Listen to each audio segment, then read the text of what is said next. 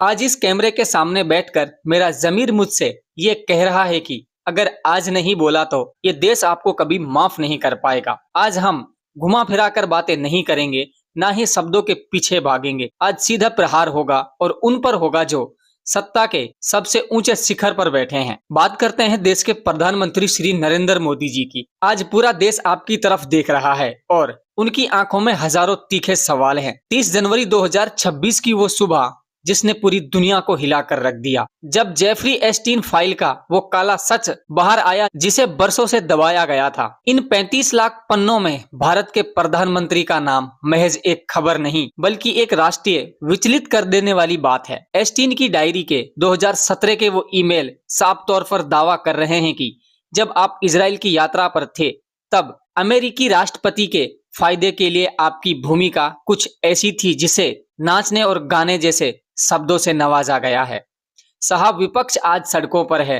राहुल गांधी खुलेआम कह रहे हैं कि देश के प्रधानमंत्री ने कॉम्प्रोमाइज किया है और देश के प्रधानमंत्री कॉम्प्रोमाइज हो चुके हैं।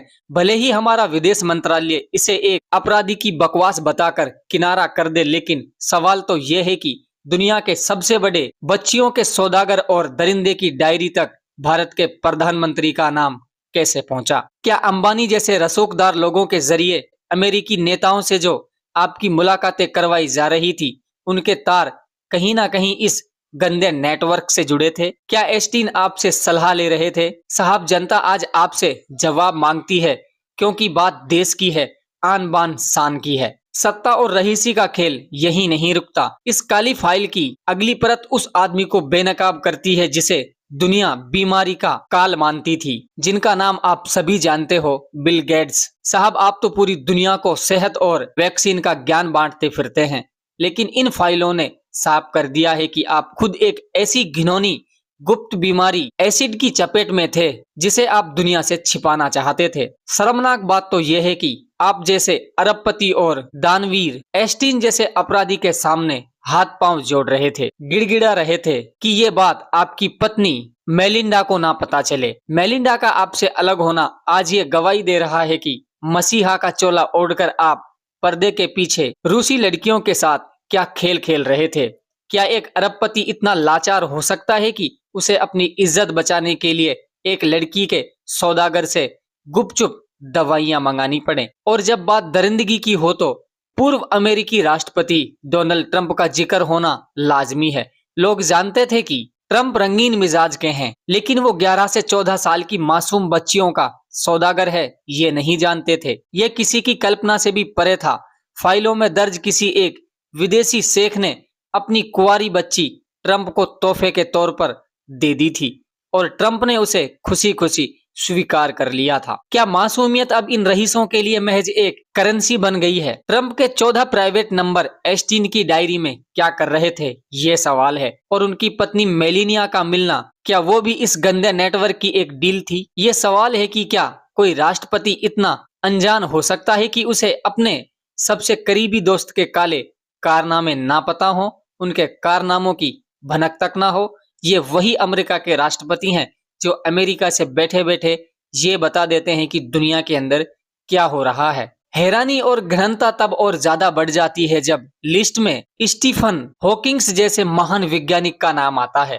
वो इंसान जो ब्रह्मांड के रहस्य सुलझाता था, वो अपनी व्हील चेयर से हिलता तक नहीं था और हिलने की कोशिश भी करता तो भी नहीं हिल पाता था। वो उस टापू पर मासूम बच्चियों को बिना कपड़ों के नाचते हुए देख रहा था। क्या वो असाधारण दिमाग अपनी शारीरिक लाचारी का बदला इन मासूमों के बचपन को रौंद कर ले रहा था? क्या ब्लैक होल की थ्योरी देने वाला इंसान खुद एक ऐसे मॉरल ब्लैक होल में डूबा था जहां शर्म और इंसानियत का कोई मेल नहीं था? लोग पूछ रहे हैं कि क्या हॉकिंग्स वहां महज एक कवर थे ताकि एस्टीन का धंधा इज्जतदार बना रहे, या वो भी फिर इस दरिंदगी के बराबर हिस्सेदार थे? इस गंदगी की लहर भारत के उन रसूखदारों तक भी पहुंची है जो अक्सर बड़ी बड़ी पार्टियों में नजर आते हैं। मीरा नायरा की तस्वीर एस्टीन और उसकी साथी मैक्सवेल के साथ क्या कर रही थी? आज उनके बेटे जोहरान ममदानी को लोग घेरे में ले रहे हैं। एस्टीन के साथ उनकी शकल मिलाकर बेहुदा सवाल पूछे जा रहे हैं। ये ट्रोलिंग भले ही क्रूर हो, लेकिन ये सवाल भी तो सीधा है कि हमारे देश के ये इतने बड़े बड़े नाम क्या इतने नादान थे कि उन्हें एस्टीन की असलियत का पता नहीं था, या फिर पावर की भूख ने सबकी आंखों पर पट्टी बांधी थी? एलन मस्क जो मंगल ग्रह पर जाने के सपने दिखाते हैं, वो भी जंगली पार्टियों के तीखे सवाल पूछ रहे थे। प्रिंस से लेकर बिल क्लिंटन तक इस फाइल ने हर उस चेहरे को नंगा कर दिया जो खुद को कानून के ऊपर समझता था। क्लिंटन ने 26 बार उस बदनाम जहाज लोलिता एक्सप्रेस में सफर किया। क्या ये लोग वहां कोई समाज सेवा करने जाते थे? सबसे डरावना पहलू तो यह है कि उस टापू पर सीक्रेट सुरंगें और हिडन कैमरे लगाए गए थे ताकि बड़े बड़े नेता और अरबपतियों को ब्लैकमेल किया जा सके।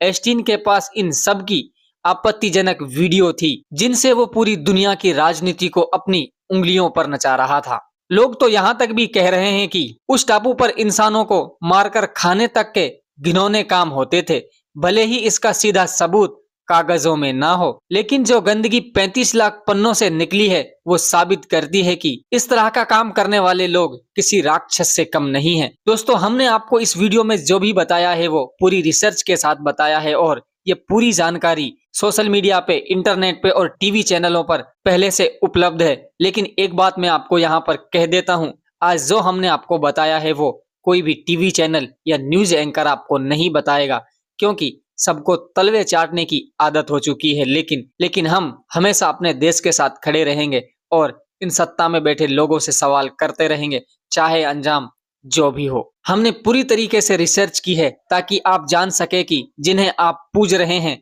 उनके पीछे का असली चेहरा कितना डरावना है। एस्टीन मर गया, लेकिन उसका छोड़ा हुआ ये सच आज दुनिया के हर उस रईस के लिए काल बन गया है जिसने मासूमियत का सौदा किया था। अब फैसला आपके हाथ में है। क्या इन गुनहगारों को अब इज्जत मिलनी चाहिए या इनके चेहरे से नकाब उतारकर इन्हें इतिहास के उसी कूड़ेदान में फेंक देना चाहिए जिसके ये असली हकदार हैं? सच कड़वा है पर सच यही है। दोस्तों, अगर आपने अभी तक आर्यन हिंदुस्तानी यूट्यूब चैनल को सब्सक्राइब नहीं किया है तो प्लीज आप हमारे चैनल को सब्सक्राइब कर लीजिए, वीडियो को लाइक कर दीजिए और इसी तरह की वीडियो देखने के लिए, क्योंकि यहाँ हम आपके लिए वो जानकारी देते हैं जो सोशल मीडिया या टीवी चैनल पर आपको कहीं नहीं मिलती।